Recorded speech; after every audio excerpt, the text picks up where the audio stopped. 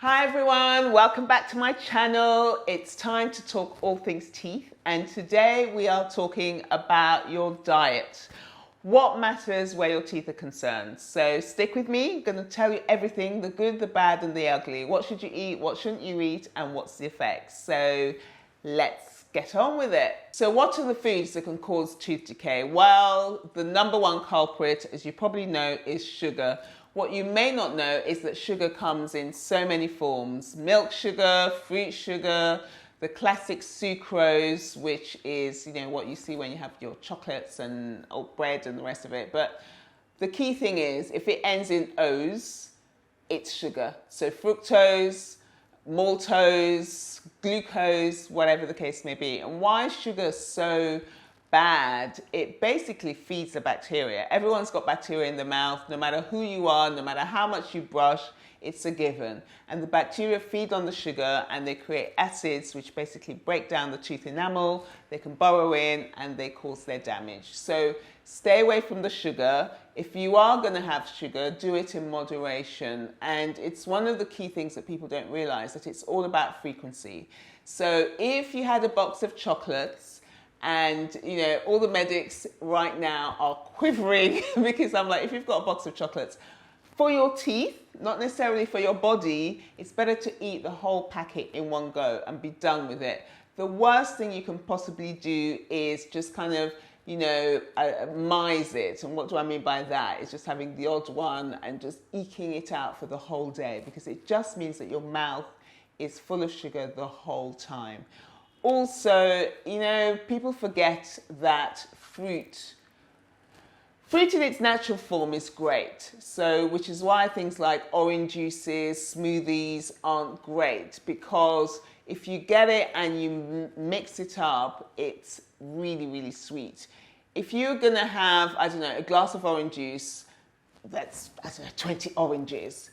That's much worse for you than eating the oranges themselves, and nobody's going to sit there and eat 20 oranges. So it's about the way that you ingest the sugar as well. People often forget, for example, mangoes. I love mangoes, who doesn't? But that has got such a huge amount of sugar in it. So if you're going to eat it with your main meal rather than snacking with it. Oh, and let's talk about snacks. The classic thing, especially for kids, is patients coming in and their kids have got cavities and they don't understand why. And when I ask them what they've been eating or what they snack with, always talk about raisins. Who's been given, I think it's Minute Maid or Milk Maid, whatever brand of raisins when you were growing up, and that was your snack after school. It's terrible. Eat the thing in its proper form. If you're eating grapes, great, but not when it's dried up. It's really sweet, it's really chewy, it gets into all the crevices, the bacteria having a field day. So things like dried fruits, dried raisins, dates, don't get me started about dates. And with a lot of people that are into the whole healthy eating, and I love dates, but be aware that that is a lot of sugar. So do it in moderation. So if you do have snacks, and who doesn't want to have a snack, the main thing is to try and stick to savory rather than sweet. Whether you're going to have something like cheese or milk, although I'm not into the whole dairy thing, but anyway, try and have something alkaline, because that helps neutralize the effect of the snack. If you are going to eat something sweet, I always say be prepared. So when you buy the candy, also buy some gum. Sugar-free gum is excellent. And what it does is it helps produce saliva, and the saliva helps. It's alkaline. And again, it helps neutralize the effect of the sugar. And in fact, some chewing gums have a product in it called xylitol, and xylitol is an artificial sweetener that's brilliant. It's been found to help actually reduce the risk of getting cavities. So I thought it'd be really interesting to show you a patient who's got lots of tooth decay so that you can see what it looks like.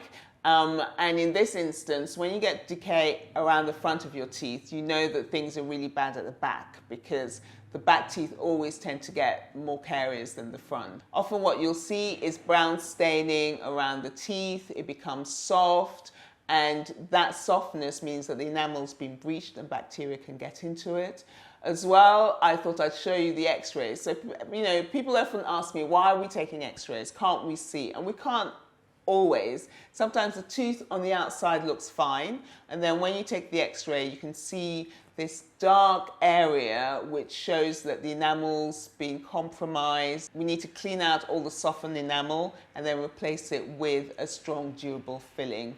Most of the time I use composite, so at least it's white and nobody but me and you know that you've had a filling done. So as if I look at this patient here, you can see the brown areas, all these areas that are here is tooth decay and going on there and in between the teeth. This is why you need to floss, because a lot of the time, can you see here in between the teeth where it's so brown, that means that bacteria can get in there. And here he's got an old filling. We need to drill all this out. All of it, almost every tooth here has got decay.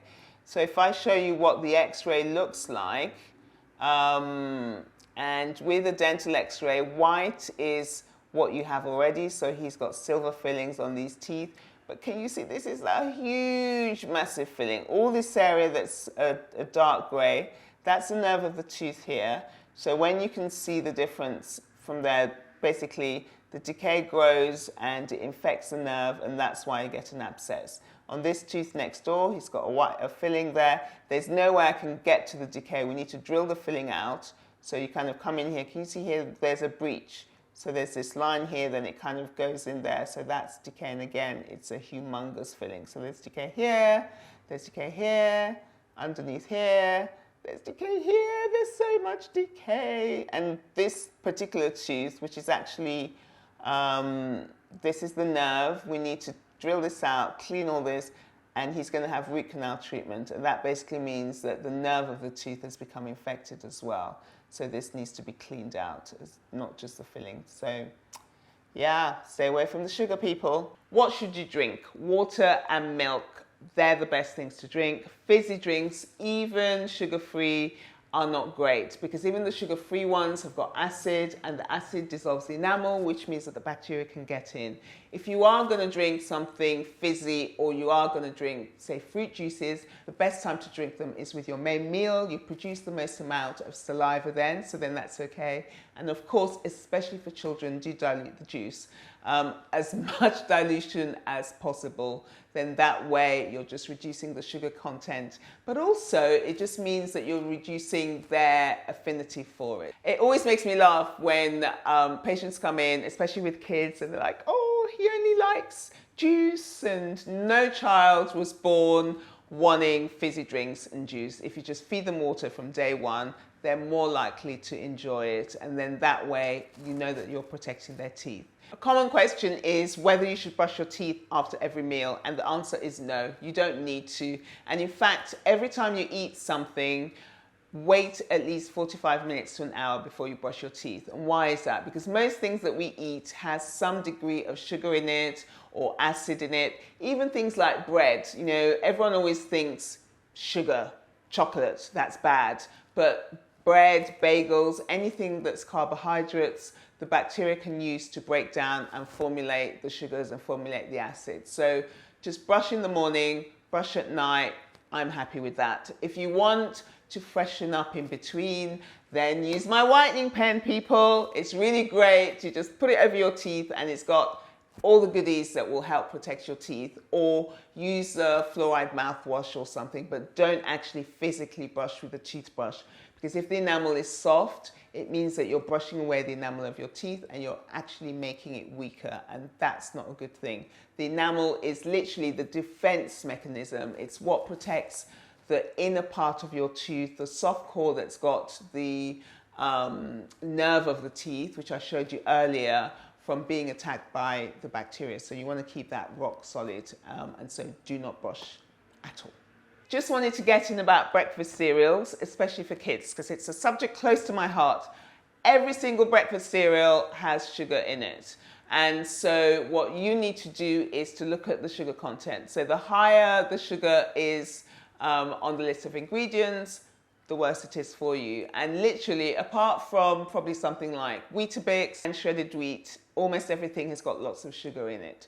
So it's really important. And I'm not saying Don't eat it. Don't give it to your kids. Trust me, I know that morning thing of trying to get everyone ready for school. But what I would say is to protect the teeth by making sure that you brush before you eat. So it's really important, as soon as you wake up, that's the time to brush your teeth, not after eating, because that's going to weaken the enamel of your teeth. And also, talking about breakfast, I know that so many of us are having smoothies as a quick way to kind of take in all the antioxidants and nutrients that we need in the morning. Life is busy, but you need to stick to the green ones. If it's green, it's good.